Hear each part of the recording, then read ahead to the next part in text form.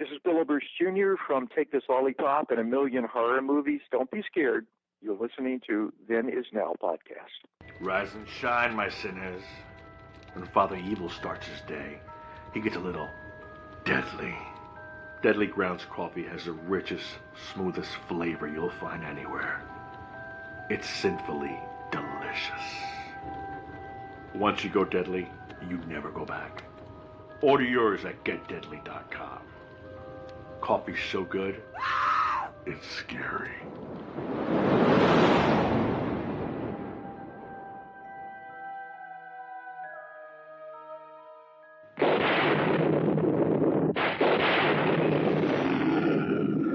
What kind of a sick school is this? Uh-oh, Dongo!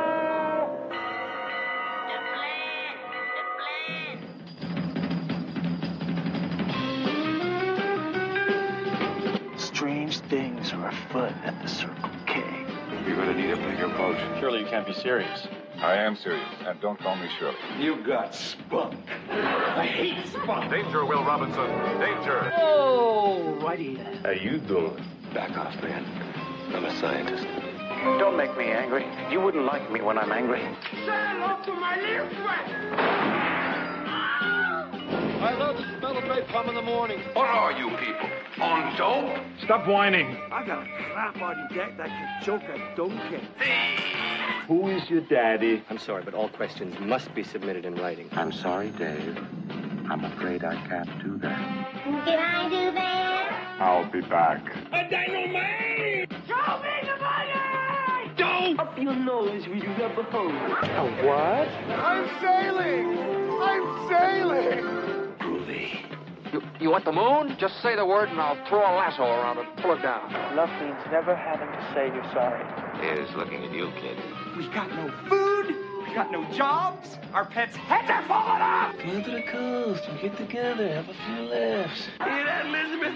I'm coming to join you, honey. I'm not a doctor, but I play one on TV. I love it when a plan comes together. What we do is if we need that extra push over the cliff, you know what we do? Put it up to 11. 11, exactly. One louder. Why don't you just make 10 louder and make 10 be the top number and make that a little louder? These go to 11. We're on a mission from God.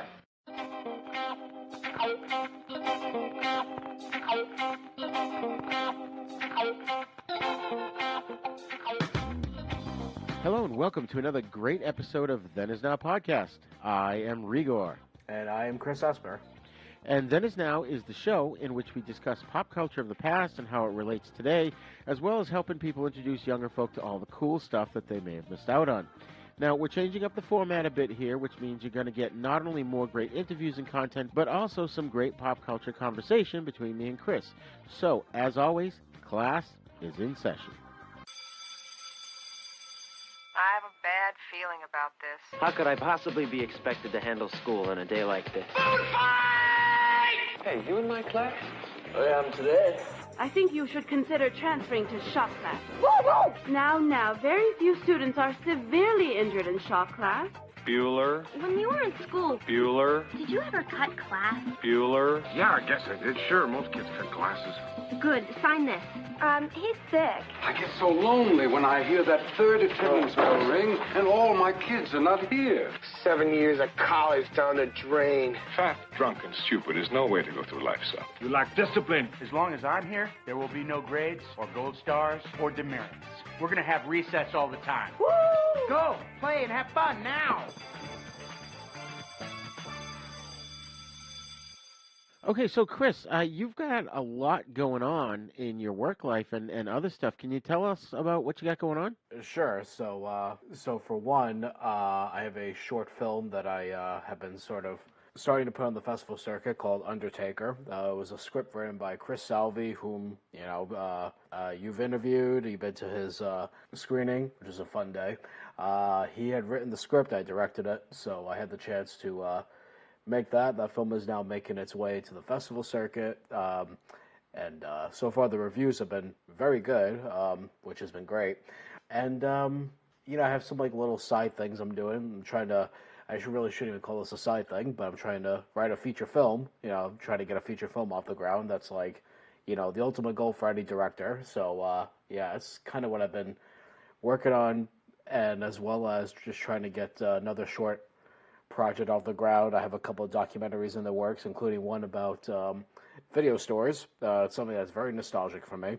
So, yeah, there's always something different that's going on in the works, and, you know, plus this stuff with Then Is Now, which is always a blast, and then, you know, trying to work the day job and live a life, you know. Yeah. So, there you go. I hear you. I hear you. So with the script that you're writing, this feature, is this something you're going to try and shop around to Hollywood, or are you going to try and get financing on your own? You know, and get it made? You know, it's interesting because those that aren't really in the know of the business, the first thing they'll say is like, "Oh, I'm gonna shop around to Hollywood." I mean, you know, I say dream big, you know, go for it. But I know realistically, me not being a named director, it's going to be like near impossible. So my hope is to make it independently with a independent crew and, you know, maybe some local cast, and then try to use that as a stepping ground to hopefully make something bigger that could be the next step, whether it's Hollywood or you know, sort of like a mid-level production or something else. You know, whatever that next step is, you know, I always try to look for that next step. But I think for a first-time director making their first feature, I think every director should embrace their independence, because you know, if they do make it, that independence is going to be very short-lived. It's sort of a cautionary tale, I would say, you know, where it's true. I mean, you know, you hear about directors who lose control, and you know, therefore sort of rose the idea of a director's cut, which was the actual director's vision. So yeah. So I mean, it's fascinating. I mean, you know, if Hollywood came knocking on my door, you know, I would take it. But I mean, I guess for me, it's never really the end all be all. You know, there's always for me, it's always about the story, and it's always about you know, what I'm passionate about saying in that story in the moment. So. But yeah, I mean, wherever it takes me, as I always say. So. Awesome. You know, there's like, as you know, I'm sure you know this. There's a couple of good films out there, like for example, Evil Dead and The Stuff, and they both started off as a short film. Yes. And kind of got shopped around to financiers, and they got the money and made them both into features. So. Yeah. I mean, and you know, of course, you hear about the classic stories of like guys like Quentin Tarantino or Kevin Smith, who the same year in like the early 90s, like probably 94 or something like that, or maybe, no, a little bit sooner than that, maybe 92, 94, something like that. You know, Kevin Smith had Clerks in 1994. Tarantino had Reservoir Dogs in 92, and both of them went to Sundance. Both of them became huge hits, and then garnered studio pictures that they would eventually do. So I mean, those days are kind of over, but I mean, it's still good to remind yourself that it's always possible. It's not impossible. It's just we're in such a different climate now than we were 30 years ago. Oh, absolutely. And you have now various streaming services. I mean, not just Netflix and Prime, but a whole bunch of them that are you know, financing movies and looking for content. Oh, yeah. You know, the door is open now, I think, even more so than it was back in the 90s. Without a doubt. And the same could be said for actually being able to make movies, because, you know, with digital technology being so readily available for such a low cost, I mean, a movie camera there's a movie camera that basically lives in your pocket, you know, with the iPhone or, you know, and I was just doing a little audition video for a friend of mine yesterday, and we were looking at the footage from my phone, and we were just like amazed, and we were just like, "Wow, this looks like this looks like it could be a movie." The way it looked, and it's like, wow, it's like, how did we get so far? And you know, I know, and like here I am buying, you know, thousands of dollars of film and video equipment. I'm like, why do I have all this? Right. I know. I still have my my digital video camera with the digital tapes, the small ones. Yeah, the mini DV. Mini DV, yeah. And that's what I started shooting with when I was going to school for this. We started with mini DV, and then before we transitioned to SD cards and fully digital. But I mean, I don't know. There's something tangible about tape that you can't really get with it. Same with film. There's something kind of tangible about it. I mean, tape never really looked good, but I think it's the tangibility of it, and there's a certain nostalgia factor to it that is just sort of nice to look at. And I suppose the same with film. You know, I mean, of course, film looks better than video, but I mean, still, it's fantastic. Oh yeah. I one thing I like about having the mini DV camera still is I have this teleprompter that I got for real low money, and it just attaches to the front, and you basically your phone is the prompter, and you put the text into this app, and you can adjust the speed, and that's how. There's a couple of videos, if you recall, on the website on the I think I did Scary Stories, which I may start up again soon, and I just used no, not that one. I'm sorry, I did a couple of reviews for Cinema Enigmatico, and I just used the teleprompter on that with the DV tape and was able to edit off that. And the quality wasn't the greatest, but that was because the lighting wasn't the greatest. Right. But it's still, really good quality. And I think by the time people hear this episode, I will have already released the video that I shot at Rhode Island ComiCon last weekend. Oh, yeah. And I'm putting that together, and I shot all that on my phone, and it looks really nice, like you said. It's amazing how good the phones look. Yeah. I wish I got to go to Rhode Island ComiCon. It looked like you had a blast. Oh yeah, it was fun. Yeah. It was great because my wife got to meet C. Thomas Howell. Really? And she could barely utter words when we first went up to him. She was like her teen crush. Yeah. She had posters of him all over her wall when she was 13. I think she was 13 when The Outsiders came out. We were 13. So right. Was there anyone you got to meet that you were like excited to meet? Yeah, for me personally, and no offense against the conventions and stuff, there's very few people that I would pay a lot of money to get their autograph and or get a picture with them. I won't say who it was right now because it's not Christmas yet, but I got an autograph from a star, not a major star, but a minor star, for my son for Christmas, and I'll reveal that after the new year. Yeah. Who I got to meet actually in the hallway was Tony Todd. We had seen him the night before. He was at he did not a lecture, but a panel. Yeah. Where it was him and this lady interviewing him, and then he took questions from the audience. He was awesome, and we just happened to bump into him the next morning in the hallway coming out of the elevator, and I was like, "Oh, hey, Mr. Todd," and he was like the nicest guy in the world, That's awesome. Yeah, I think the last Comic-Con I went to, I want to say was, maybe 2017 or 2018. There were a lot of people there that year. Like I remember meeting. Tony Danza there, and that was really cool. I mean, he was He was a nice guy, and of course, I had to ask him about Taxi. I mean, that's like one of my favorite shows, and and I had to ask about Andy Kaufman. I was like, dude, you got to tell me about Andy. And that's awesome. And the first thing he says is like, Andy. He didn't know what to say. He said, I mean, how do you describe Andy? You can't describe Andy Kaufman. So right. I hadn't met him, and I think that year is when I also met Carol Spinney, who played Big Bird and Oscar on. Oh, nice. Sesame Street. Yeah. That was like maybe 2 years before he passed, and you could tell that he was like he was getting up there, so it was kind of sad to see, but at the same time it was so surreal to see this see this icon that you really someone that everyone has grown, every person on the universe in the last 50 years grew up with. It's incredible. Oh yeah, that's amazing. The last Comic-Con I went to actually was the New York Comic-Con back in 2011. But prior to that, in that same year, I went to the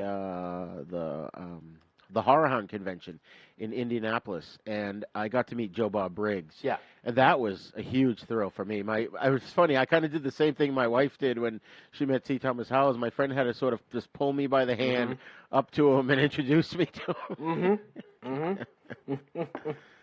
Oh, man. It was so funny. You know what was cool? Well, go ahead. I was going to ask, wasn't Lou Ferrigno also there this year? He was. His line was pretty long. I didn't get a chance to go up to him. I feel bad.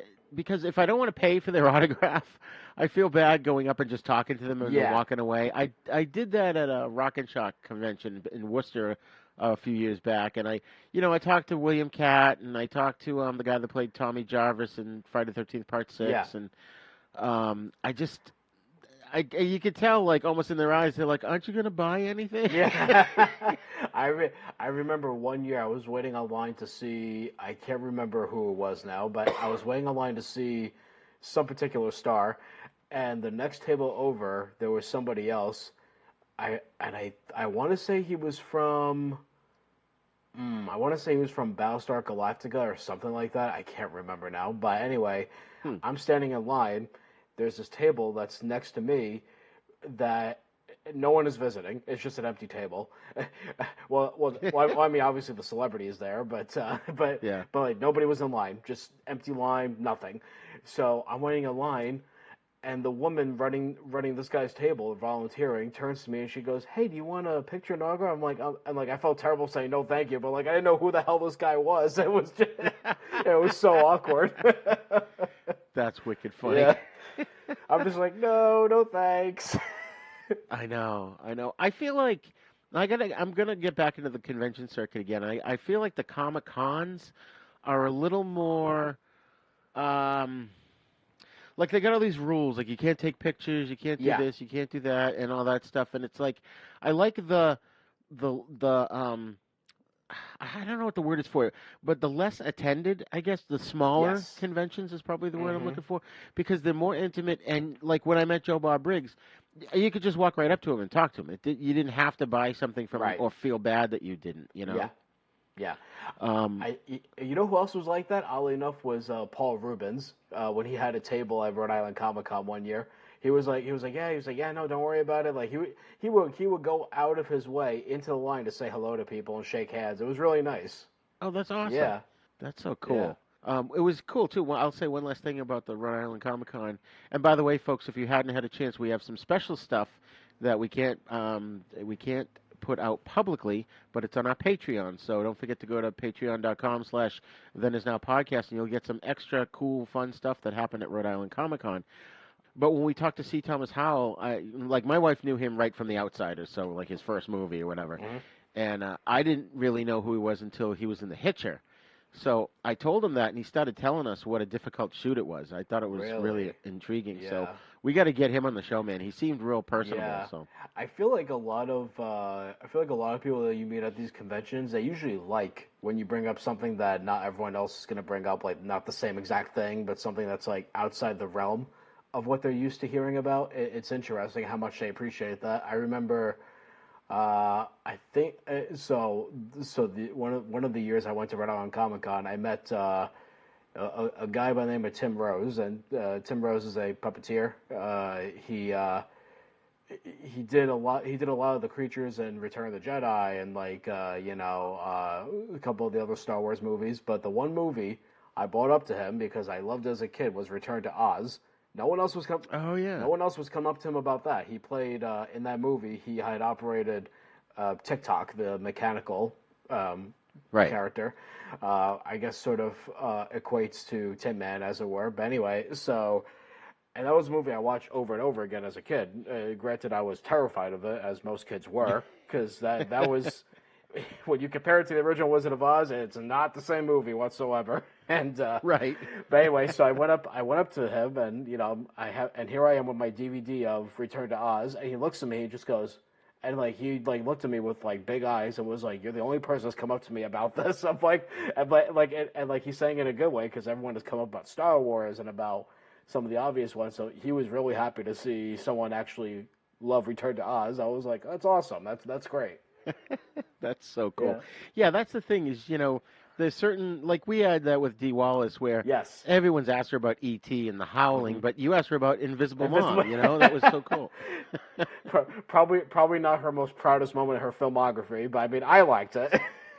Yeah, and I think it's refreshing for these actors, something that they haven't been asked. Mm-hmm. There's a couple of cool ones coming up. Actually, my wife is the one that pointed them out to me. There's the Terrificon is coming up in Connecticut next July 29th to the 31st.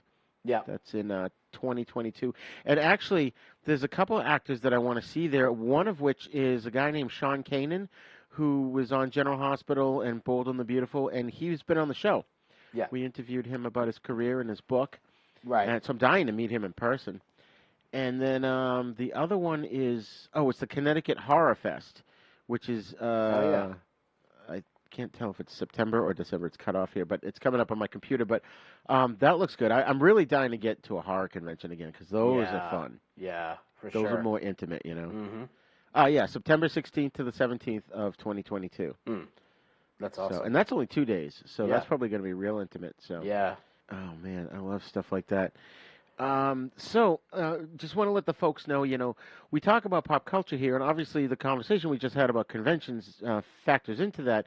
So Chris and I are going to just start from now on with the episodes and see how it works out. We're just going to start talking about pop culture and stuff at first, like we're doing today, and then we're going to get to an interview that we may have done. Today, it's a retrospect on the actor named William Windom, and we'll introduce that in a little bit. But Chris and I are going to just start going over stuff because, I want to know, what movies have you seen lately, Chris, whether it's on TV or in the theater or whatever? Sure. Well, I just caught. The most recent thing was I got to see.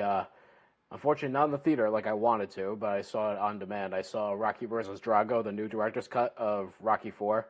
Oh, wow. Yeah, so that was really cool because Stallone apparently, at the start of the pandemic, he had nothing to do. A movie he was on had to stop shooting, obviously, so then he went ahead and he just he went back and he was thinking, okay, which one of my movies could I sort of go back, recut, re-edit, whatever, present a new version of my vision. Yeah. And Rocky 4 was his choice.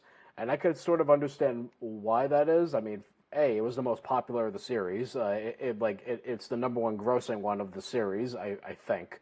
Or at least it was. I think you're right. I think it was for a long time. It made like $127 million, and then this is 1985 money, mind you. Right. So he went back and he recut the entire movie head to toe. I mean, got rid of scenes with Paulie's birthday with the robot, which was ridiculous in the first place. And oh wow, yeah, got rid of that. Added 40 minutes of new footage, including several scenes that were not seen in the original cut. So this cut is actually more about Apollo. Prior to, spoiler alert, I'm sure everyone's seen Rocky 4 by now. Right. Everything. There are more scenes with Apollo prior to his death that make it more humanistic. It's more about Apollo, about legacy. So it really ties in nice with the rest of the series, while also tying in with this new Creed series that Michael B. Jordan is in. So I thought it was excellent because it took what I thought was. And I'm a big Rocky fan, but I always thought Part 4 was the weakest, not because it's a bad movie, but because it made it a cartoon. The first one is like this gritty, down to earth, story and reality about this down and out fighter in the streets of Philadelphia. Part 2 still retained that. 3 is starting to get a little bit wonky with Mr. T and with Hulk Hogan, but it still had some of that in there. Part 4, it just went out the window and it became this weird 80s cartoon with Rocky's like a superhero fighter and fighting a superhero villain. So fighting the communists. Exactly. Yeah. So it took out the humanity, but this cut retains it not only with Apollo, with Rocky, and also it humanizes Ivan Drago a lot more. So I thought it was a very, very good cut. So I was impressed. That's awesome. I didn't even know they did that. That's so cool. Obviously Stallone directed that, right? Yeah, and there's a great documentary on YouTube of him actually going back and working the editing and working with his editor, showing his process and him stressing over every friggin' shot. He's sitting there watching the footage and he's squeezing a clamp as a stress reliever. I'm like, Sly, calm down. It was great though, and it's funny him reflecting on making movies and how he's grown as a filmmaker and how he's learned to do things differently than when he made that movie 35 years ago.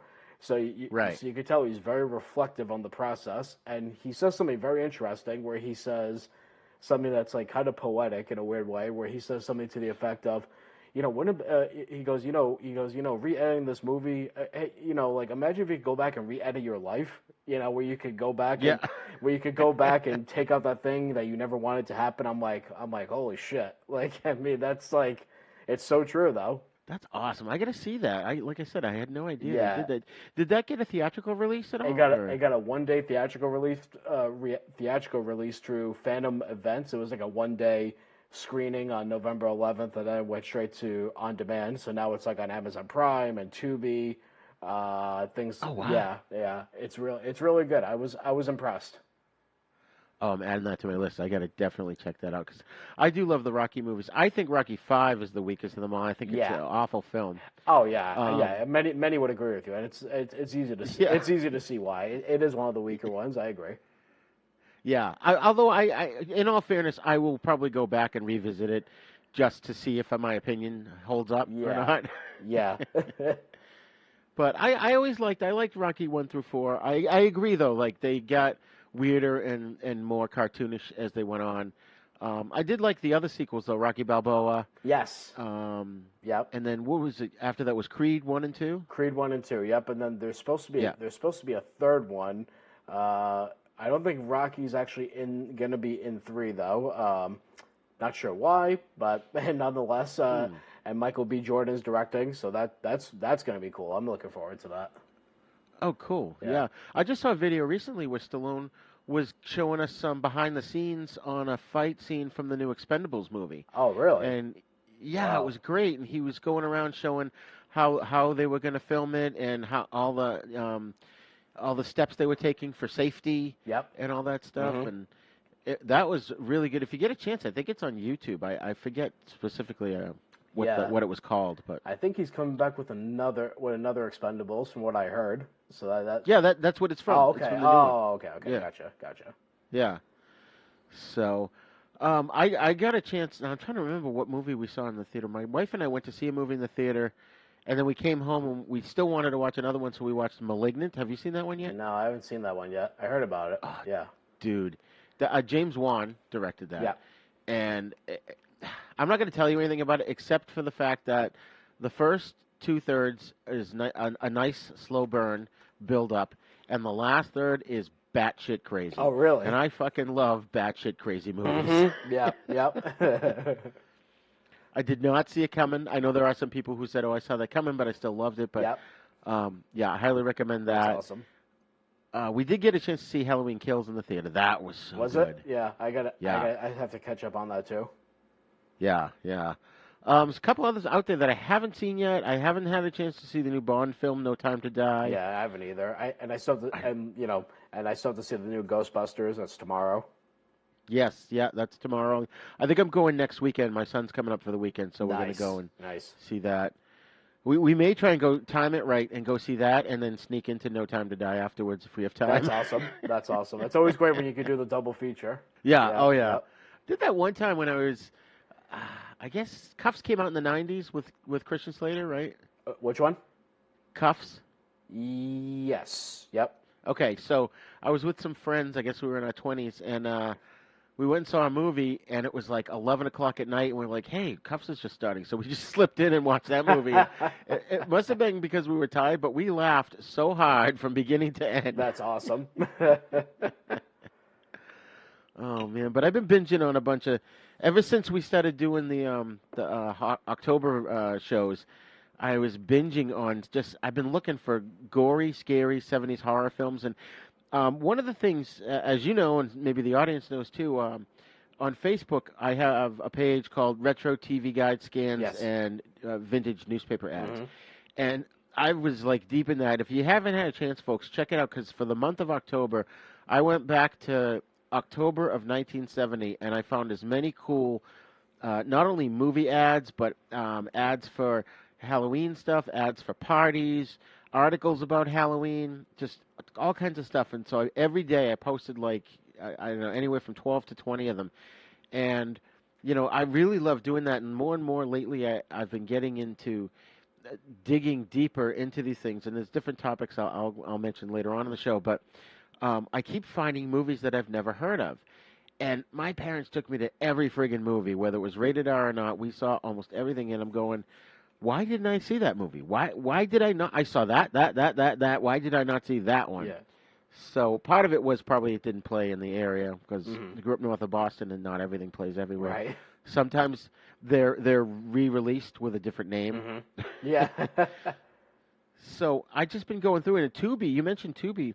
Tubi is awesome. They have so many obscure 70s horror films that it's like a gold mine. So I watched one called Beyond the Darkness, which I don't know if I would recommend that to a lot of people. That I felt like I had to go and boil myself after that movie because it was just what was going on. This dude, he, like, taxidermies his dead girlfriend and keeps her in the bed. Oh, man. It just gets creepier and weirder. I saw one. I've already seen like Blackula and Scream, and I was looking for another blaxploitation horror film. I was almost going to watch Abby, which is sort of a blaxploitation ripoff of The Exorcist, and it's actually on YouTube right now. Yep. But I decided to watch Voodoo Black Exorcist. Nice. And that's a bizarre movie. I still can't tell you if I liked it or not. Oh, man. I watched Beyond the Living Dead, which I didn't realize going into it was a Paul Naschy film, even though he only had a small part in that. You and I, when we talked last with Scott Bradley, I mentioned Shivers, the Cronenberg film. Yes. I saw that. Yeah, and I highly recommend... Oh, it's an awesome one. It is. Which, oddly enough, does have a different title, I think, in another part of the world. I want to say, I think in Canada, it's called, like... I forget what it's called in Canada. It has like some like weird title. Oh, weird. Yeah, we'll have to look that one up. And I think Shivers is the one that Ivan Reitman produced with Cronenberg. Yes. I think. Yeah. Yep. Yeah, it is. Nice. Yeah, I remember seeing his name going. Because I think there's a reference to Cannibal Girls in that movie. Yes. Too. Yep. So, but Chris, there's definitely, and fans out there too, if you love horror films and if you love Lucio Fulci films, there's a documentary on Tubi called Fulci for Fake, which is, it's just a retrospective of his life and the kind of guy he was, and they interview like his daughter and all these people that worked with him, and it's great getting into the mind of such an offbeat director like him, you know? Right. That's awesome. Yeah, he's done a lot of weird gore hit films. He's done a few giallos, I think Cat o' Nine Tails. And, of course, the film that we covered of his recently was Zombie 2. And there's just so many. The City of the Living Dead. Yeah. The Beyond. Just so many of them. Which I saw that was released over here as Seven Doors of Death. Yeah. And I don't know if they recut it or whatever, but the official version came out probably back in the late 90s. Which is called The Beyond, is the original title. And they restored it to what it was supposed to be. And if you ever get a chance to see that movie, that's freaking scary. I still get scared. Yeah, I gotta check that out. And then, isn't Zombie 2 called just Zombie in America? Yes, because Dawn of the Dead, when it was released in Europe, it was called Zombie. Oh, I see. Yeah, and that's right. Fulci was... Yeah, and he was just going to make a movie, and it was a horror movie, and I guess it was going to be a zombie movie. And then the producers saw how much money Dawn of the Dead made, so they decided to call it Zombie 2 and try and squeeze it in. And if you watch it, especially like the beginning and end sequence that they shot in New York, it could very well be taking place at the same time as the beginning of Dawn of the Dead. Right. Well, it's interesting because, from what I understand, that series led to a series of confusion because the numbers kept going up in America, but it was always like the title was always one number behind for the sequels in Europe. It's like, right. So like Zombie 3, so Zombie 3 over there was Zombie 2 for us, and et cetera, et cetera. It's crazy. Yeah. You gotta love the Italians. I know. I did want to mention too. We had a guest on the show a while back named Bill Van Ryn, and he publishes a fanzine called Drive-In Asylum. And it's basically, he's got the same interests as I do. He goes and finds old movie ads about horror movies in the newspaper. Now, let me just step back a bit here and say, folks, if you don't know what we're talking about when we say movie ads, it used to be, when movies came out, the way you found out where and when they were playing is you got the newspaper, That's right. whatever your local newspaper was. Yep. And they would have all these amazing posters, for lack of a better term. I mean, they'd be small because you had to squeeze them into a newspaper, but it was the poster art for the film. And if you go back, and that's a lost art. I think, again, you and I kind of touched on that, Chris. Yeah, recently. I mean, even just again, it goes back to tangibility. The idea of like opening the paper, looking at the movie times and the movie listings. There's something that's like really nostalgic about that, and I can't really describe what it is because I mean, we could just look it up on our phones. It's the same thing, but I don't know. In combination with the black and white print, along with the poster art, as you said. I don't know. There's something that's just kind of nice about that visual. I liken it to like when it's the tactile thing. It's like Yes. when you hold a book in your hand rather than reading it on a Kindle. Absolutely. Yep. Or you buy a record. You're holding it in your hand. You turn it around. You can read the liner notes in the back. Yep. CDs had those, but you needed a microscope to read the print. Right. Right. So anyways, Bill also does a show. He's got if you look up on Facebook, folks, it's called Groovy Doom. So look up Groovy Doom on Facebook. And every Saturday night he does this thing where him and a guest will talk. It's a live video. They'll talk about a movie they're about to watch. This is usually 8 o'clock on a Saturday night. And then everyone goes away. They shut the video off and goes away and watches the film. And then Bill and the guest will come back. They'll talk for another 45 minutes to an hour about the second film. Or first of all, what they thought about the first film. They'll talk about the second film. He also mixes drinks and stuff. And then you watch the second movie. Everyone goes away and does that. And then you come back for the wrap-up. Well, I had the good fortune to be on, I guess so the ComiCon for us was 2 weeks ago. So this was this past Saturday, which the date escapes me at the moment. Today's the 17th, so 16, 15, 14. So the 13th. And I got on with him. We talked for the first hour. We went and watched a movie called Raw Meat, which was also called Deathline with Donald Pleasance. And Chris, if you get a chance, that's on YouTube. Nice. And then we came back. We talked about that. Then we talked about the second movie we were going to watch, which was Werewolf versus the Vampire Woman, which is a Paul Naschy film. And we went and watched that. And wouldn't you know it, I fell asleep through that movie. To the point where I didn't wake up till 4 in the morning, and the show had already been over. Wow. And I was just so embarrassed and humiliated, and I posted an apology on his page, and I'm like, oh man. So the poor guy had to go it alone. I guess it was the first time he's ever actually been alone on doing that show. So, folks, if you get a chance, though, go check it out, Groovy Doom.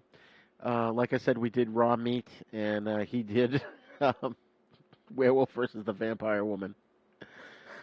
So, what about TV, Chris? What TV have you been watching? If you've had a chance, I know you're like super busy. Yeah, I mean, lately I've been catching up on the new season of The Movies That Made Us on Netflix, which is a really good show. If you've never seen it, basically it's like it's like a half-hour show where it takes some of the more well-known movies of the 1980s or 1990s. It sort of covers the making of them with the people that were involved. It's a very, I like to call it, I've sort of referred to it as like a very condensed DVD special feature, as it were, by me, but it's good. It's really good. I think that the newest season did a lot of horror movies. Like it covered the original Halloween, and it covered RoboCop, even, and Coming to America, and even they released a holiday one too with like movies like Elf and things like that. So yeah, I've been watching a lot of that. That's a good show. That's awesome. You've mentioned that before, and I've never seen it. Yeah. I have to check that out. Yeah, it's a good show. Yeah. Like I have all kinds of free time. Yeah, I know. And aside from that, I've been sort of I've been sort of like rewatching Seinfeld and Curb Your Enthusiasm. Now the new season of Curb Your Enthusiasm is out, so I kind of I rewatched the series before I went into the new season, and that show never disappoints. It's just hilarious. That's one I've never seen too. I know I have to check that out. It's you gotta love Larry David. I mean, Seinfeld. Oh yeah. Apparently, that's like a huge hit again for is it Netflix or HBO that has? Yep. Netflix. Yeah. Yep. Yeah. So it's been nice to sort of go back and watch these because, I mean, Seinfeld in particular, I wasn't like, I didn't grow up watching it, and like it's something I went into really, really late. So this was like my first time seeing all the episodes in their entirety. So I mean, it was really some I've seen, others I hadn't. But I mean, the ones I have seen, that made me laugh all over again. I mean, that again, like Curb Your Enthusiasm, never disappoints. It's so funny. Yeah, yeah. When I was with my first wife, we were huge Seinfeld fans. At least I was a really huge Seinfeld fan. Yeah. And she had a friend that was an even bigger Seinfeld fan, really? and he held a party for the last episode. And so that was fun, just getting together with a bunch of people and watching it. It was so good. That must have been, I know for the hardcore Seinfeld fans, that must have been really disappointing, that finale. I thought it was a funny finale, personally. I liked it. Some people were disappointed, at least in the party that we were at. But you know what? I was talking to at the time I worked at a hardware store, and I was talking to the manager about it, and he goes, you know what? He goes, that ending was perfect. He goes, it showed what assholes they all are, and they got their just desserts. Yeah. I just love how every cameo person, they all came back to be on trial. Right. I'm like, that's great. I mean, you see the. You see the library police guy, which I'm like, oh my god! When I saw him walk in, I started laughing my ass off. I'm like, oh, there it is. That's great. Oh my god! And I forgot to mention that now that you mentioned Seinfeld, the guy that played the Soup Nazi was at the Rhode Island ComiCon. Was he really? Yeah. No kidding. Yeah. Wow. And he had a big line too. Oh, I'm sure. That's funny. Oh, my God. I've been watching a lot of the usual standbys, trying to keep up on the regular shows. That's why every time someone says, oh, you got to watch the show, it's like, yeah, I watch a lot to begin with. Yeah. So, and it's hard enough to squeeze it in. But right. As you know, General Hospital's on 5 days a week. Mm. I got to watch that. My wife and I watch it every day. I've been watching that since 1981, man. And it is better than ever. It is so awesome what's going on right now. I won't go into details here. But also The Rookie. Have you ever watched The Rookie with Nathan Fillion? No, I haven't. Oh, my God, it's an awesome show. He's this dude. It's now in the 4th season, I believe, but he's this dude who's this 40-year-old guy that decides to change his career and become a police officer. And it's in its beginning, it's quasi-based on a true story where there was a dude that was 40 years old and became a police officer, and everyone thought he was going to fail. And they're like, oh, there's no way an old man is going to do it. And it's hard to teach an old dog new tricks. It's going to be difficult for you to unlearn your ways and all that stuff. But first of all, even though I never watched Castle, shame on me. Shame. Shame. Shame. I'm a huge Nathan Fillion fan, and I just love this show. He makes the show. Mm-hmm. He's so good, and it's just interesting the progression. Now, he's no longer a rookie, but the show has other characters that are now rookies. And, man, like the most recent one, I was literally tense on the edge of my seat during the last sequence of this past episode, which would have been the 12th of November here in 2021, and it was, oh my, so fucking good. Nice. But I do watch all the superhero shows. Well, most of them. I don't watch Batwoman, but I watch Stargirl, Supergirl, Legends of Tomorrow, Titans, Doom Patrol, which, by the way, Titans just wrapped on HBO Max, and I think Doom Patrol's got 1 or 2 episodes left. Those are awesome, nice. People.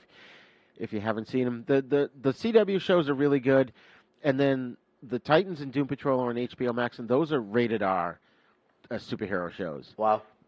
And Doom Patrol is fucked up because it's almost exact to the comic, which I would have never believed they could have done that. If you ever read the comic back in the 90s, it's so trippy, and I couldn't tell you what it's about, but it's this basically this dysfunctional team. They don't really want to be called superheroes.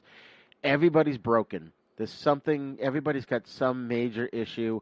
Like one of the characters is named Crazy Jane, and she's got something like 52 personalities, each with its own superpower. Wow.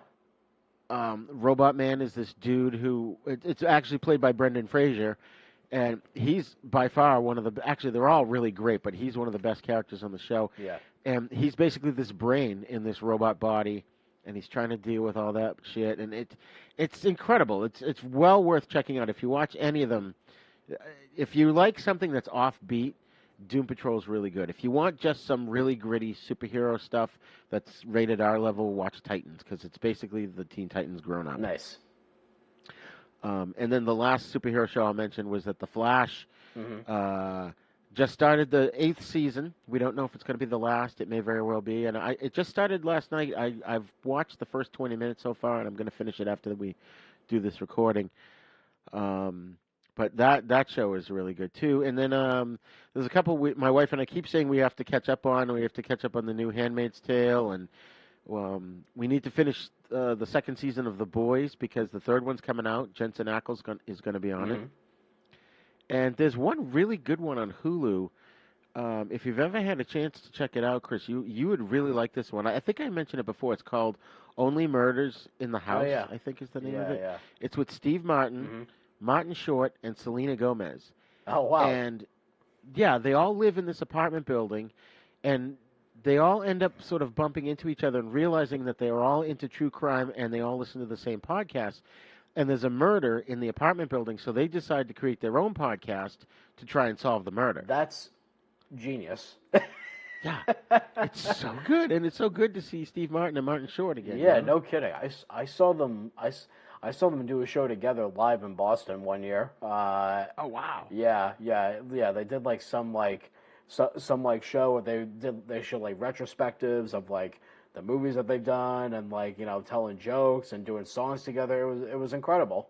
That's amazing. Yeah. I'd love to see that. Yeah. I saw a couple guys a while back from Whose Line Is It Anyway? Colin Mockery. Oh yeah. And one of I think Brad Sherman was the other guy. Brad Sherman. Yeah. I saw them in like at the Lowell Auditorium. Was it Lowell? Yeah, I think it was the Lowell Auditorium. Nice. That was really funny, but that I would love to see Steve Martin and they have they have a special on Netflix of just the two of them. I'll have to check that out. Yeah, it's good. That's so cool. So we got some pop culture news coming up here. Do you want to tag team these ones? Sure. Yeah. Okay. So Spider-Man: Far From Home is coming in December, and it looks like it's gonna sort of be the lead-in to Doctor Strange in the Multiverse of Madness. Yeah. And I don't know a lot. I tend to not watch trailers. The only thing, Nugget, and if people want spoilers, then fast forward 30 seconds here, but the only thing I know from the trailer is that Spider-Man, because his secret identity was revealed at the end of the last movie, he goes to Doctor Strange to have Doctor Strange basically wipe everybody's memory about that happening. Huh.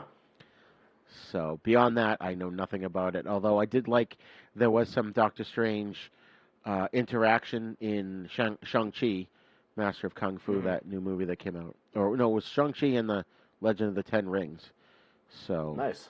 That's really cool. And then we have the Harry Potter 20th anniversary reunion where Radcliffe, Watson, Grint will join filmmaker Chris Columbus and other cast members from the 8 Harry Potter films in the upcoming HBO Max anniversary special, Harry Potter the 20th Anniversary, Return to Hogwarts, premiering on New Year's Day, January 1st, 2022.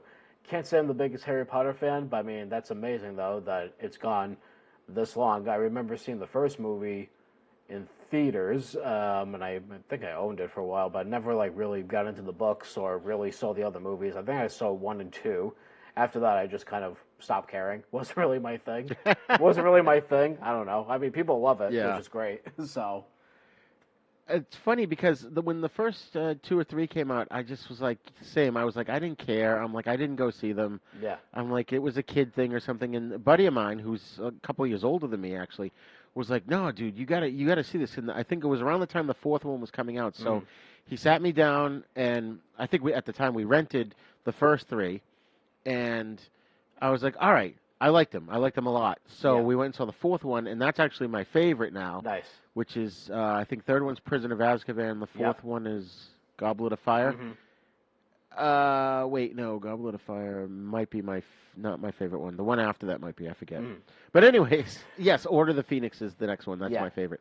But I was hooked. And so after seeing the 4th movie, I went and I actually read all the books in a matter of like 2 or 3 months. Okay. And I was hooked. What I liked about them, and I'm not huge into like medieval type. Yeah. Like even though I do play Dungeons and Dragons, I'm not super into that kind of like those kind of books or movies. Right. But this is not really that kind of thing. It's its own thing.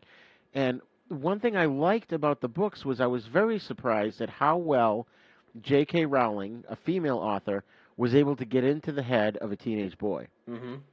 Yeah. So that really impressed me, and I was on edge through all the books, and I think the movies, you know how it is. A movie, it's very difficult to truly translate a book into a movie, and I thought what they did do was a great job. So yeah. I mean, that's fair to say. I mean, I guess Harry Potter, along with it's one of those things, along with like Lord of the Rings, like you kind of have to be like into that kind of thing. I mean, granted, I do like Lord of the Rings quite a bit. Like that movie, I could watch. Yes. You know, I guess for me, these types of fantasy movies, they're kind of an acquired taste for me. Like, you know, it depends on the movie. I like Lord of the Rings. I like The Dark Crystal a lot. That's one of my favorites. You know, like Pan's Labyrinth is really good. Yeah, but Harry Potter, liked it. Didn't like love it, but 20 years though. I mean, who could argue with that? I was gonna say that. Oh my god! When I looked at it, when we put it in the notes, I was like, "Oh my god, 20 years ago!" Yeah, that's crazy.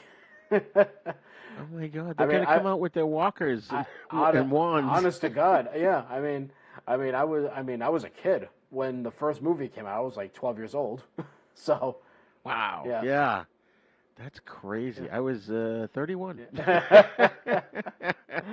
But yeah, speaking of which, if you guys haven't had a chance to watch the video that I put together from the Rhode Island ComiCon, there's a dude who sells custom-made wands. That's awesome. So, yeah, I thought that was pretty cool. We got a lot of good movies coming out, but Matrix Resurrections has a couple of new posters out, and it's got some of the new characters on it, along with Neo and Trinity. I think if I read this correctly in my research, Morpheus was killed off in one of the video games, and that's considered canon. Ah, okay. So there's a dude on the poster that kind of looks like him, so there's speculation, I guess, that he might be like Morpheus' son or something. I don't know. But it does have an R rating, which is good. Oh, that's good. So that is good. Yeah, it looks like Hasbro and LeVar Burton are collaborating on a Trivial Pursuit game show, which that's like the perfect match. I'm convinced anything LeVar Burton touches turns to gold. I mean, that man. Oh, yeah. That man is just. I don't know. He's a treasure. Yeah. Wasn't he in the running to take over Jeopardy? Yes, I thought he had gotten it, but I'm not sure what exactly happened. He would have been perfect for that. I mean, really. I thought he got it too, but then I saw the chick from what's her name, Mayim Bialik. Oh, okay. She played Blossom, and she was also on Big Bang Theory. Gotcha. Yeah, I didn't realize that. She's still campaigning to be interesting the Jeopardy host. Wow. No, but seriously, I mean, anything that man touches turns to gold. I mean, from reading Rainbow to like he was in Star Trek, as most people know, and then and he was. He also directed a Disney Channel movie, which has become like synonymous with Disney Channel movies, Smart House, about a house that like comes to life or whatever, and like it's like the late '90s. I mean, it's a little cheesy by today's standards, but I mean, he started a generation of fans of those Disney Channel original movies where it's like, wow. So it's right. Yes, I mean, talented man, very talented man. It's funny because a while back I interviewed this actress Dee Dee Pfeiffer, who's on a show called Blue Sky, and she was in a horror movie. It was made for TV. I'm trying to remember the name of it now. I think it was called The Midnight Hour. Yeah. And LeVar Burton was in that, and that was like one of the first things he did, and he was practically a kid. Wow. And she talked about him, and she said he was awesome even back then. That's great. I guess it wasn't his first thing because he was in Roots long before that. All right. Which was a major TV event movie kind of thing where it was like multi-part. Mm-hmm. And then we got, of course, I'm looking forward to, I don't know if you are, Stranger Things Season 4. Absolutely. Yeah. Cannot wait. Yep. Yeah. Well, we're going to have to wait a little longer. It's coming in summer of 2022. Sigh. That's okay. We got the first three to hold us over, I guess. Yeah.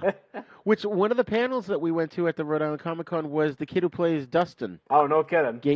Gayton something. I forget what his name is. But, mm-hmm. Yeah, he was awesome. He was so cool. Yeah, that's amazing. Yeah, that show almost always never disappoints. I mean, I remember when the first season came out, I can remember...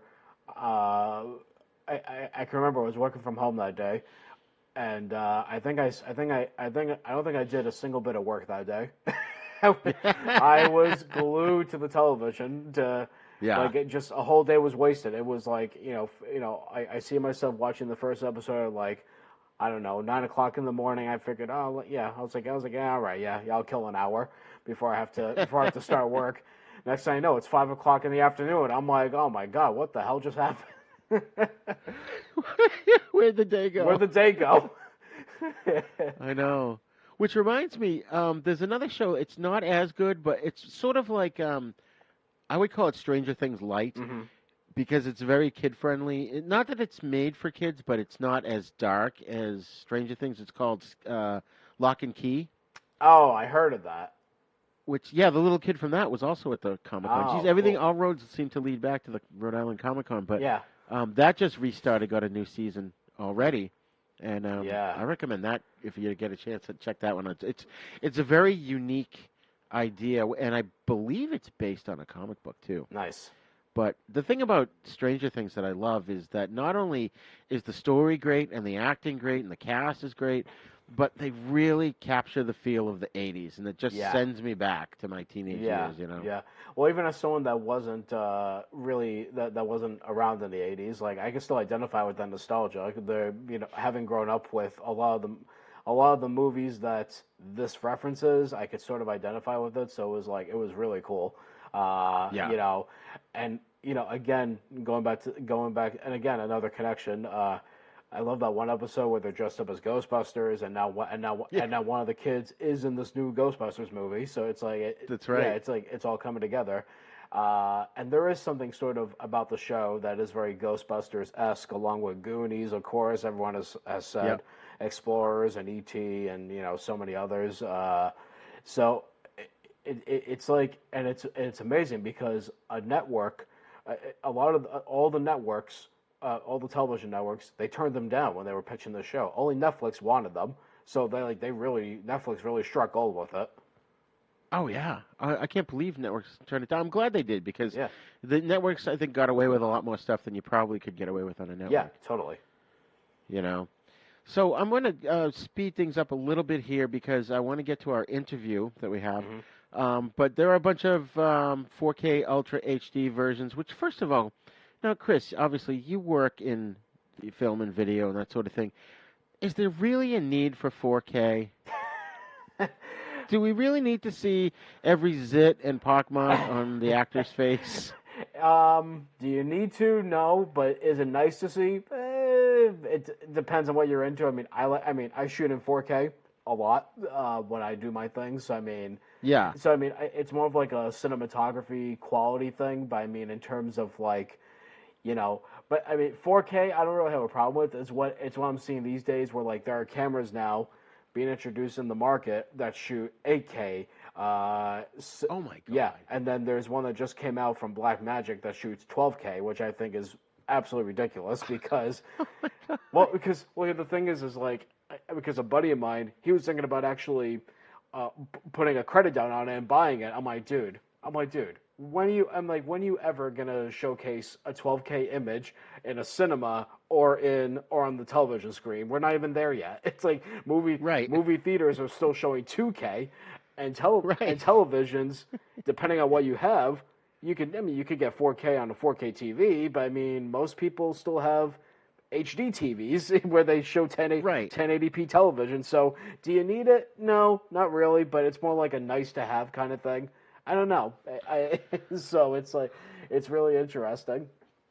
Well, like a lot of these movies, all right, I'll give the exception to the list that we have here, or two exceptions. Candyman, the new one from 2021, and a movie called Summer of '84, which just came out, I think 2018, I'm not sure. Yeah. Both, I haven't seen Candyman, but Summer of '84 is really good, but both are modern films. So that I can see. Yeah, that makes sense. But these older films, I think they're actually better seen. Like, if you watch an Ultra 4K version of Friday the 13th, Tom Savini's effects you can kind of see. Yeah. You can see, like, the thing around Kevin Bacon's throat before the knife comes through, so you know it's fake. Yes. It pulls the curtain away a little too much on certain older effects. I've heard that before, too, that certain because back then, with the way makeup was done, or not even back then, I guess like makeup in general, they do it like in pieces and like appliances. So like there'll be times in the 4K image where you can actually see the break in the appliance, like in other words, like say like the forehead piece, you can see the line where the forehead piece stops in that really crisp 4K image. So yeah, there's definitely disadvantages to that because it takes away some of the magic. Well, even something simple like wires. If wires are doing something, whether they're holding something or carrying something or whatever, and if the quality is a little bit less, it's hidden. But when it becomes Super 4K, it does what you just said about the makeup. You see the wires now. All of a sudden. know. Well, I mean, and the amazing thing is, I mean, if they're doing these restorations, they could just easily clean that stuff up. I mean, if you see a wire, you could digitally just paint that out. So right. So I'm just going to go through the list here real quick because there's a lot of old films here that are really good. I recommend pretty much all of them. As of course Deep Red, which is that's a Lucio Fulci film, I believe. And then there's Ticks, Bird with the Crystal Plumage, another Fulci film. Cat o' Nine Tails, same thing. Oh, actually, Bird with the Crystal Plumage might be Argento, right? I'm not sure, actually. All right, well, the audience is going to be sending us hate mail. Send it to Chris Asper. No. The original Toolbox Murders, which there was a remake, but I never saw it. Halloween Kills. Now, that one I could totally get on 4K. Oh, sure. As we mentioned, Candyman in summer of '84. There's one called the Evil Dead Groovy Collection, and it's got Evil Dead 1 and 2, which those really should be watched in a little bit of a lesser quality, as well as the full series, all 3 seasons of Ash versus the Evil Dead. But I don't understand why Army of Darkness is not included in that. Do you think it's got to be a rights issue? Really? It's got to be, because I think... Was it like Universal or something, Paramount that put that one out? That could be the issue. Yeah, I mean, I think even like years back when they had like the Child's Play collection, it only went up to a certain movie, then it stopped because I think by the time Bride of Chucky came out or something like that. No, I'm sorry. So. In one of the Chucky collections, they have 2, 3, and the rest of the series, except for 1, because 1 was made by a different company. It's like, come on, that's the original. Right. What are you doing? Oh, man. The one that started it all. I know.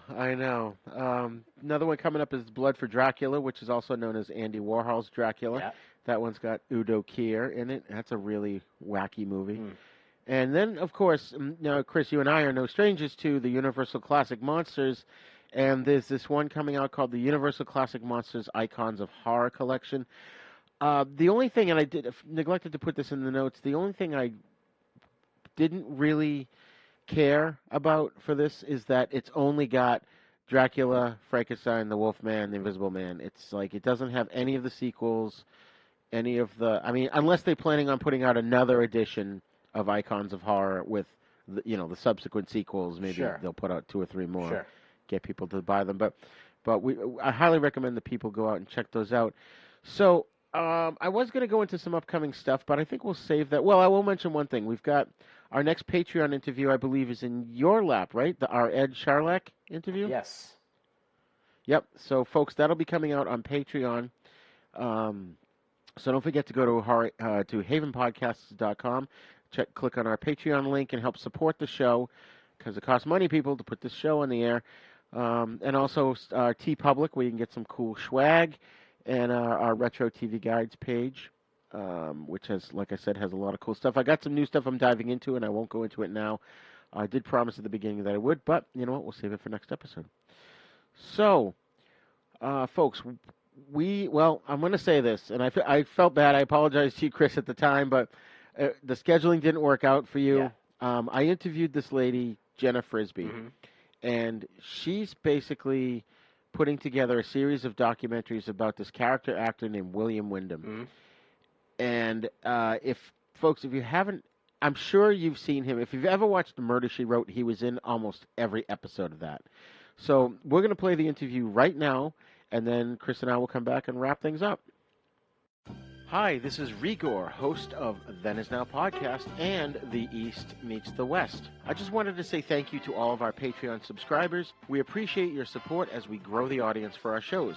You could find our links to our Patreon page as well as our TeePublic page at havenpodcasts.com. With Patreon, you'll get a lot of exclusive stuff, including our monthly pop culture newsletter, cool gifts, discounts for TeePublic, and our special exclusive show, Then Is Now Filmmakers series, in which we interview directors, producers, writers, composers, special effects guys, basically anybody who works behind the scenes in film and television, and get their insights into the process of creating films and TV shows. Also at our TeePublic page, you'll find cool merch that you can get or even give to others as gifts. You can find those links at our website, or you can go directly to teepublic.com/stores/havenpodcasts and patreon.com/thenisnowpodcast. Enjoy!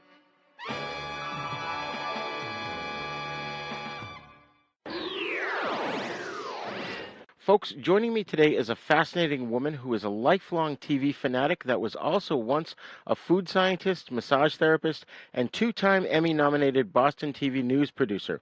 Aside from her family, martial arts, genealogy research, and many more hobbies, she's an avid fan of the late character actor William Windom, who was a paratrooper in World War II, a tournament-class chess player, and a stage and screen actor with over 260 credits to his name. She not only runs his tribute website, but is also producing a series of documentaries about him. Ladies and gentlemen, please join me in welcoming to the show Jenna Frisbee. Hi, Roger. Thanks for having me on. Thanks for being here. I got to say, just reading your bio on your website, we could do a whole show just about you and your life. It's so fascinating. Thanks. So I know that you're a huge fan of classic TV like myself. What drew you to not only create a tribute site to William Windom, but also produce a series of documentaries about him? Well, I grew up watching him in Murder, She Wrote, in the 80s and early 90s. And then it was only about 2 years ago and I just noticed some other shows he had been on, and I said, wow, he's done a lot of stuff. And then I started to, do the research online and realized how many TV shows he was in, especially in the 1970s. And I just started doing that research, and it just kind of blossomed from there. And did you ever get a chance to meet him? I never did. I wish I did. Yeah, that's too bad. Now, I referred to him as a character actor in my intro, but he was one of those rare exceptions, right? He wasn't just a journeyman actor, but he starred in quite a few things like The Farmer's Daughter and My World and Welcome to It. So would you say he was both a star and a character actor? Yeah, I think he hitched his wagon to a star with some of those series, like you said. And I think a lot of people refer to him as a character actor, but I think he was always very specific. He really got into the psyche of his characters. So instead of saying, oh, let's get an older man to play this particular role and let's get William Windom in, I think they did that, but he always gave it the character something unique to make it more than just, someone on a page for that particular series or that particular episode. Right. And it's really interesting because when I was doing my research and preparing for this episode, I had to keep reminding myself that I wasn't actually going to be talking to him because I wanted to ask questions like, for example, what was Angela Lansbury like, and that sort of thing. And your website is so amazing because it's completely all-inclusive. How did you approach it? How did you compile all the information that you have about his opinions and his work and all that stuff? So I originally wanted to showcase his career based on the decades. So I did a lot of research and archiving and able to capture, screenshots. And then I was able to just go through so many newspapers with interviews that he had done throughout the years and give little snippets about his personal life. And I said, oh, I've got to put this interesting section of facts and quotes in, and this section about his filmography and about his work in radio and stage, and then it just kind of all came together. I'm still working on the page. So now you're putting together a documentary or a series of documentaries about him? Yes, small mini documentaries, again, probably based on the specific decade and what he was doing at that time.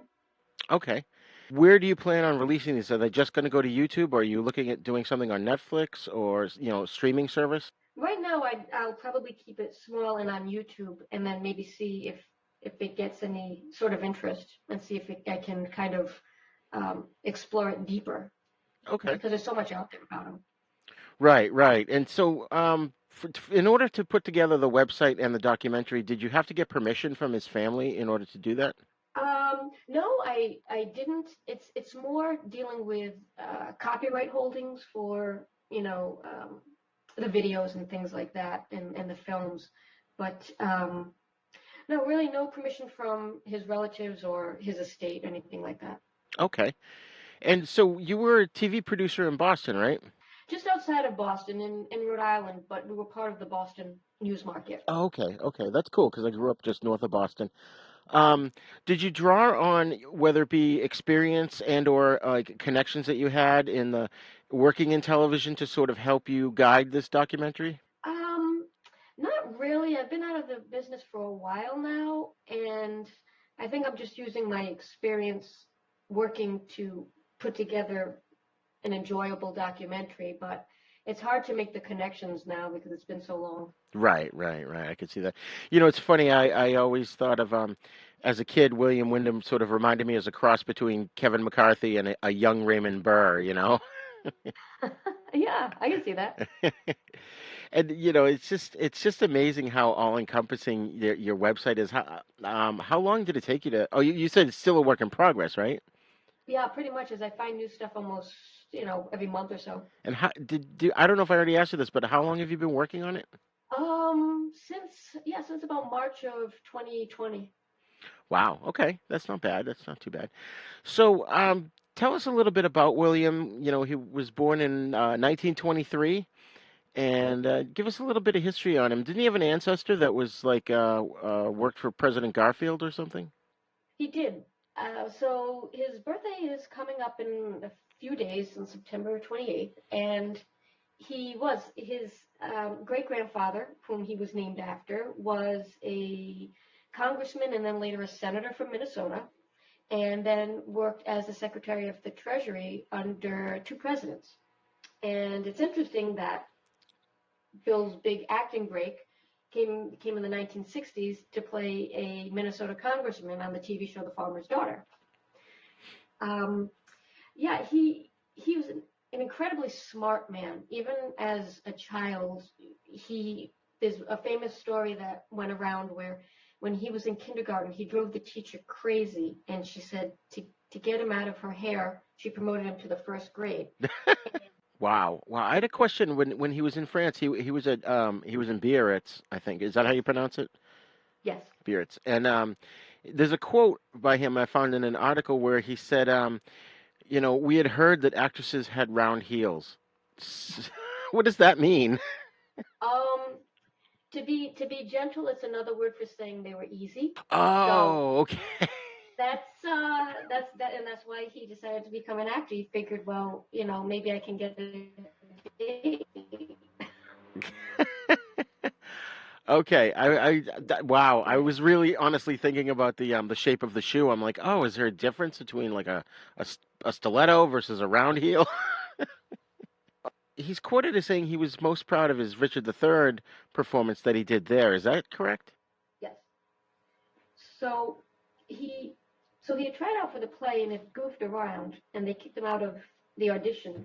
And he charmed his way into a second audition, and I believe he got a small role in the play. But when the actor who was in the lead had to go back to New York for another project, the role for Richard III was left open, and Bill beat out, I believe, hundreds of other soldiers who were trying to get the role, and then traveled through Europe for about 3 months doing the show. Wow. Wow. And he continued on in theater, correct? And when he came back to the States and continued at basically until the 50s when he discovered television? Yes, actually he took a break when he married his first wife. Things weren't going well, so he decided to ditch acting and become an insurance broker for his father-in-law. And he did that for 3 years and said, the shirt and tie 9 to 5 wasn't for him. And so he went back to the stage, did some TV in New York, and then went out to California. Wow. Wow. And what was his very first performance on TV?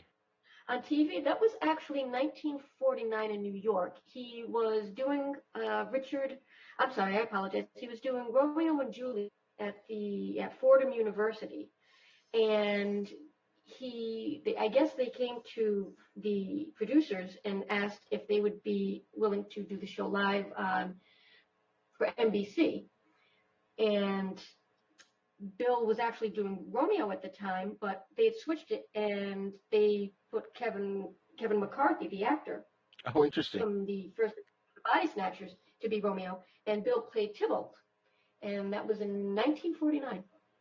Wow, wow. So how long was he doing drama when he finally got back into it here before he jumped into TV? Oh, for several years, I want to say, at least, on and off through the 50s, because he did a lot of the stage acting, even up until I want to say 1960. And then once he started to live permanently in California, that's when, his career started taking off. His first famous role in 1962, the film To Kill a Mockingbird, as the prosecutor. Right, right. And what do you know about his experience on that set? So he told a joke that the cast had to be very serious and let, Mr. Gregory Peck do his thing, let him concentrate. And, Bill's sitting there, and the rest of the cast are sitting there in the courtroom, and Bill is bored. And he's, chewing on a pencil and hanging his leg over the chair and pulling on his tie. And Gregory Peck turned to him and said, "Hey, Bill, what if I did this?" and pretended to put his hand on his chin and fall asleep. And just sort of, Gregory Peck broke up the cast, and that was it. So I guess it was pretty lighthearted. That's amazing, especially for such a movie that's not very lighthearted. Exactly. That's great. So, I know back then they sort of had this stigma where movie actors kind of looked down on TV actors, but he didn't seem to have a problem kind of sliding between the two. So, did he ever talk about that? Yeah, in his philosophy was, I don't live, I don't do the whole acting to live or live to act kind of attitude. He said he would do anything except a deodorant commercial. And he had done a few commercials in the 1970s. So for him, it was fun, and he got paid to play. And that was kind of his attitude. It was a very playful, very joking sort of, I guess you could call a little impish, elfish kind of personality. Loved to play jokes, loved to not be serious. That's awesome. That's so cool. Such a great attitude to have too. It's like he seems like he was very appreciative simply to have a paycheck. Yeah.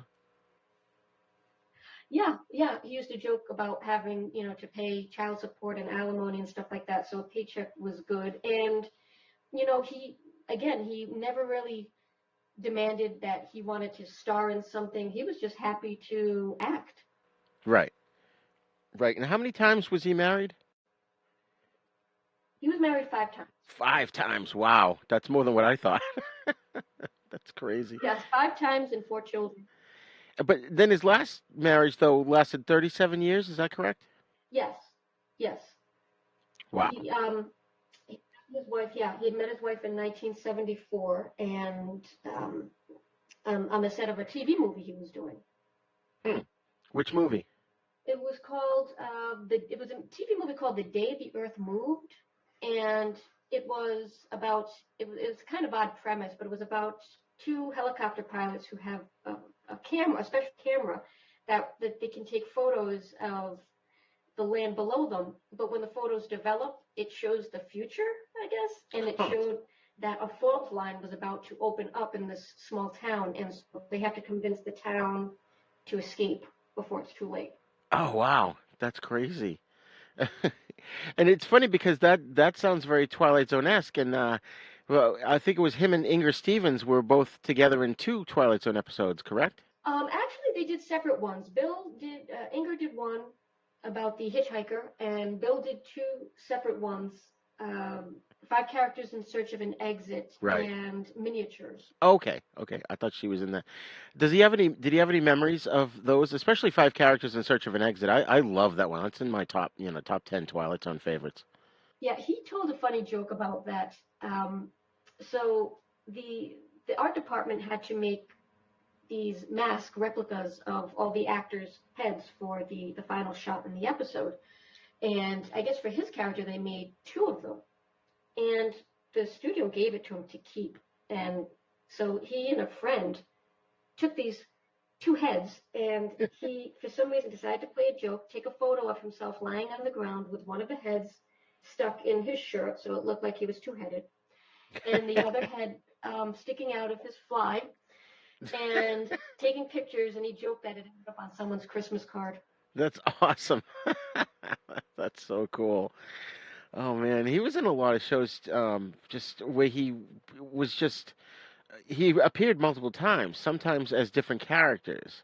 Like I'm trying to think. I have my list here. It was like Hawaii Five-O, and there were so many of them.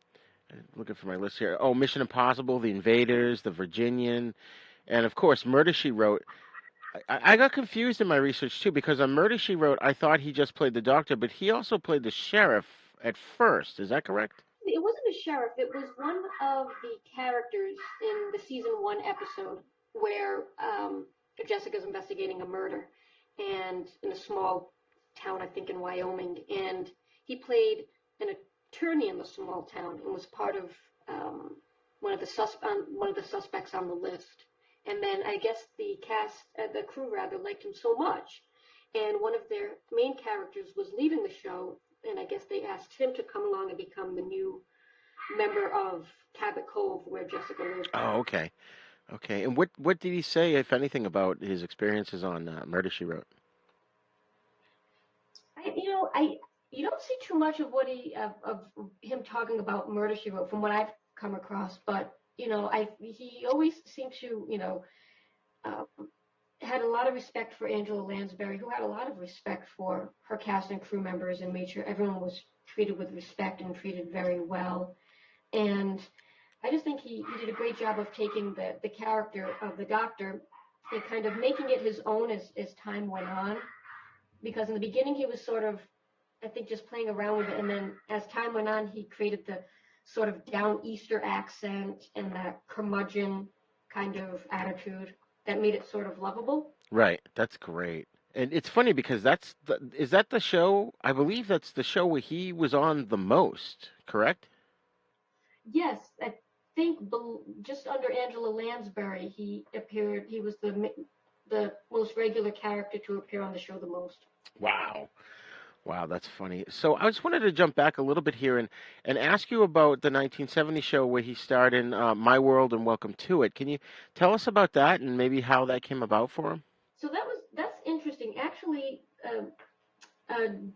producer, either the producer or director, Melville Shavelson, wanted to bring the show to life and attempted to do it twice in the 60s as an episode on two different TV shows where there was this character cartoonist who drew the Thurber characters, and it just didn't seem to sell.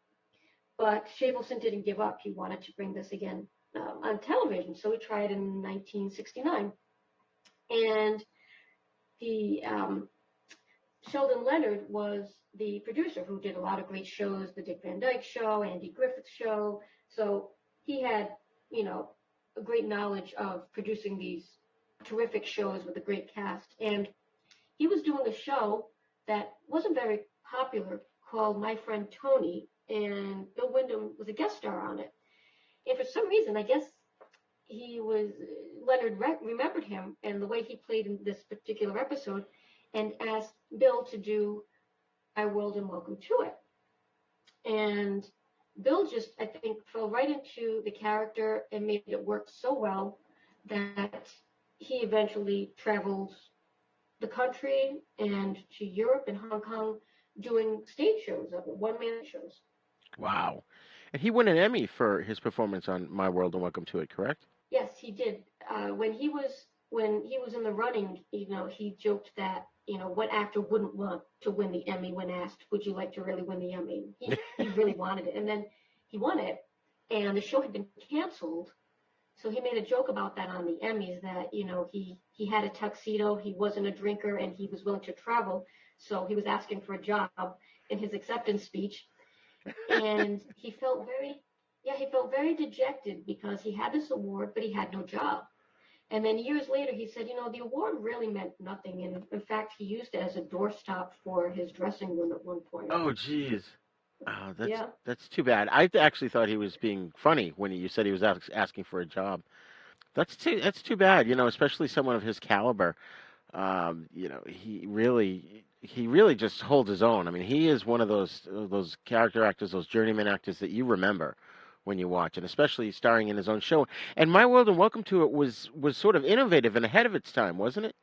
That's what a lot of people said because I think it wasn't the typical sitcom with the husband comes home from work and how was your day, dear? Right. The wife asks him and the daughter has issues. The daughter was very, I think, more mature for her age and could have these one-on-one conversations with her father. And the wife wasn't, your typical housewife, and he broke the fourth wall when he would talk to the camera. So yeah, it really was, I think. That's great. Yeah. And now he was also on Star Trek, which is in one of the best episodes of the Doomsday Machine, which is funny because when you and I had first talked about doing the show, and I realized that he played Commodore Matt Decker in that episode, I have a CD with the soundtrack. It has this episode and Amok Time, and this episode's music just has, since we started this, has been running through my head constantly. But what was his experience like working on Star Trek? He was just waiting to get out of there and go play chess. He was a chess nut, and he would bring a chess set with him on the set in between takes. And he just said, people would come up to him and ask him and say, what were you thinking when you were sitting in the chair? Or he said, I was just waiting for them to say, cut, lunch, go eat, and go play chess. And that was it for him. He didn't realize what an impact it had until years later he did attend some small Star Trek conventions and people went up to him, and then he sort of realized how much people loved that episode, and he really appreciated that. Huh. That's interesting. It's very fascinating. And so was he aware that in Star Trek The Motion Picture, which was, I think, 1978, Stephen Collins played a character who was his character's son. Was William aware of this? Yes, he joked that. He goes, I wish they would bring me back because the character in the original episode died. And he said, it's too bad. I would have done the movie if they brought me back alive and stuff like that. So he kind of joked that he missed out on something. Oh, interesting. So he didn't really see it as, he saw it sort of as a missed opportunity rather than being sort of honored? I think, well, because he was such a jokester and he almost couldn't take a lot of the stuff he said seriously, I think he wished that he did have the opportunity to act, but, he didn't harbor any ill feelings. Interesting. Now, there's one show I saw, Star Trek related. It's called Star Trek The New Voyages Phase 2, and it sort of rings a bell in the back of my head, but I'm not sure. But was he in that? Wasn't that a fan-made series? Yes, it was a fan-made series in the earlier part of the century with a gentleman who was a big Star Trek fan and wrote several different episodes, and they recreated the entire original Star Trek set in a small, I think, it was a former car dealership. They built everything, down to the last nut and bolt. And wow. Bill recreated his role of Matt Decker for that episode. That's amazing. So how did he feel about that? Was he sort of happy that, it kind of fulfilled that wish that he had, that he could have, carried on with the character? He liked, like I said, one thing about Bill was he was very approachable. He wasn't the type that, was very fussy with doing a certain project. So, he, I guess, got this request, and he'd been also in numerous student films. Students at, USC asked him to appear in films, and he did them. So he was probably glad to do it, and I don't know, maybe bring sort of some closure to that character of Decker. Right, right. That makes sense. Yeah. It's interesting too what you said about the chess playing that, all of us, what 50 years later, we're all like hanging on, those Star Trek fans were all hanging on every little scene from the show, and he was like thinking about chess. I love that. Because I think for a lot of them, and especially, even until recently, they're just jobs. They weren't people didn't really get into the mythology of a TV show probably until like, I would say like around Buffy the Vampire Slayer and Babylon 5 and maybe in the 90s. Right, yeah. So, he was also the president in a cool film, The Escape from the Planet of the Apes, which I love the Planet of the Apes films. How did he get the role of that, and what memories did he have? I don't know if there was any specific reason as to how he got the role. I know that he joked that because, again, he was really not a serious guy. He literally loved to joke around like a little kid. And he would, come home from work at night at the time when he was married to his fourth wife, and he had his two daughters at home. And she would mention how he would come home, come through the door, and get on the floor and play with the kids. And I guess because one day he was, spent so long doing the role as the president, he kind of came home and had almost this aura of authority because he was being called Mr. President on the set and things like that. And she said, "Oh, will you stop and just go on the floor and play with the kids?" And that snapped him out of it. That's amazing. That's so funny. Jenna, he's been in so many things. We could talk for hours about him. Are there any funny stories about William that you want to share with the audience that we haven't talked about?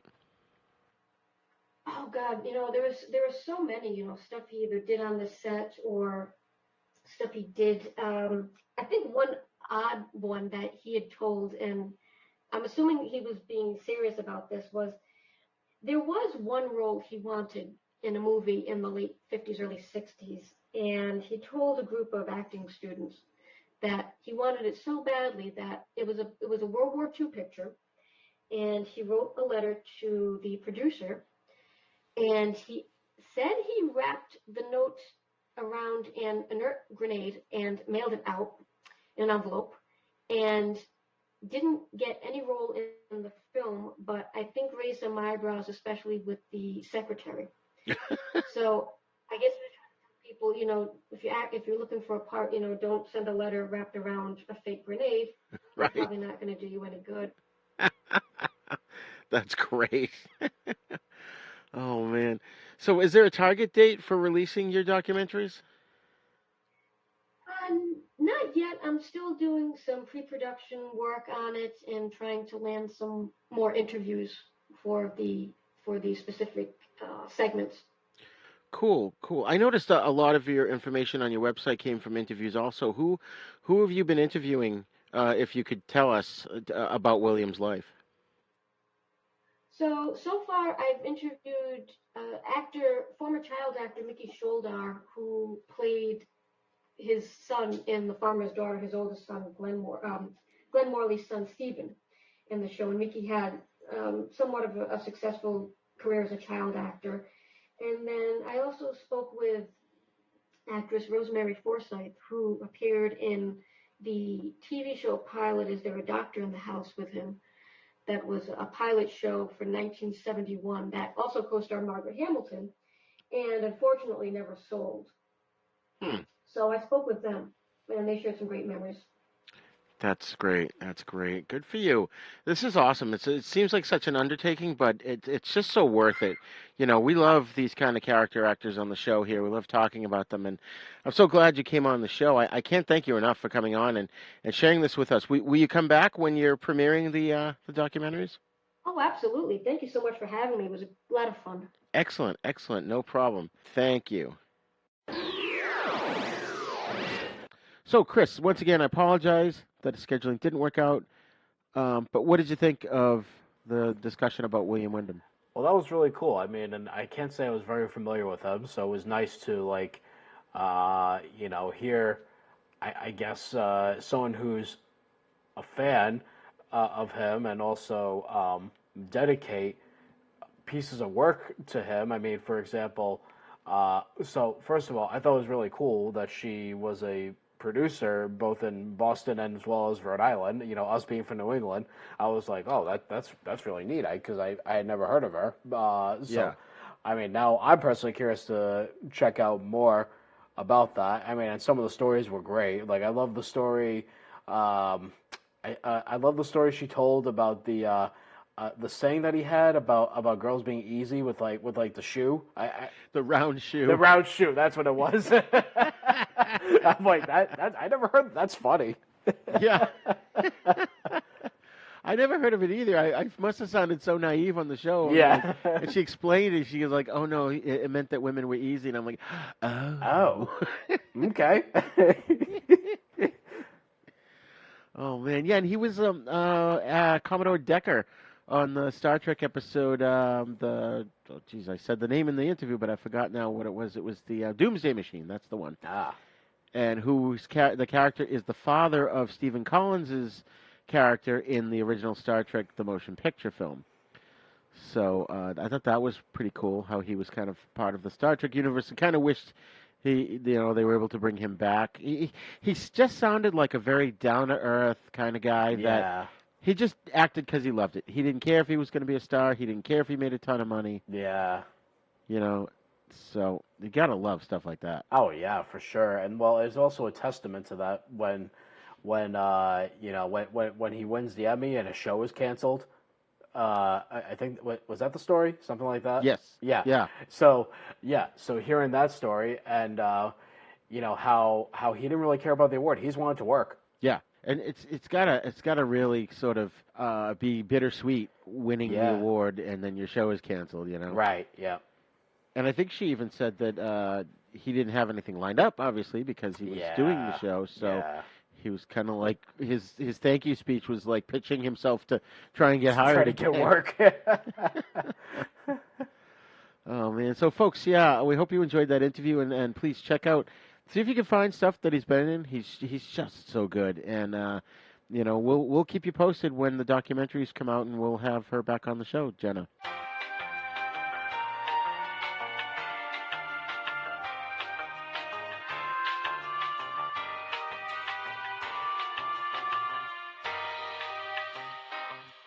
Well, folks, we hope you enjoyed learning about the amazing character actor William Windom. Don't forget to check out the tribute site at williamwindom.com. Please help support this show by visiting our website and clicking on the TeePublic and Patreon links at havenpodcasts.com. And you're definitely going to want to join our Patreon page because there you'll be able to get our exclusive filmmaker series, which is not available to the general public.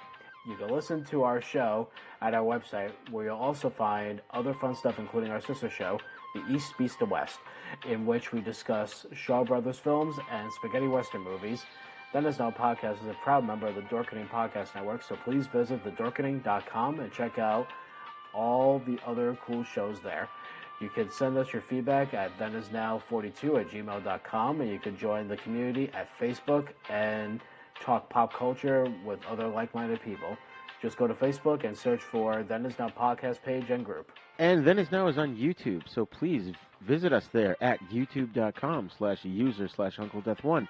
And please hit the subscribe button along with that little tiny bell so you'll get notifications whenever we post a new video. Then Is Now Podcast is available on all the podcasting apps, so if you like what you're hearing, please go wherever you download your podcast from and leave us a great review. That way, the more reviews we get, the more likely they'll put us in the recommended list and more people will find us. That's all for today. Class dismissed.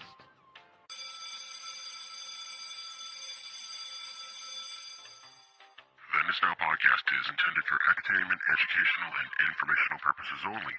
Sounds, music, and clips played during this podcast are the property of their copyright holders. All original content is copyright Jupiter Media.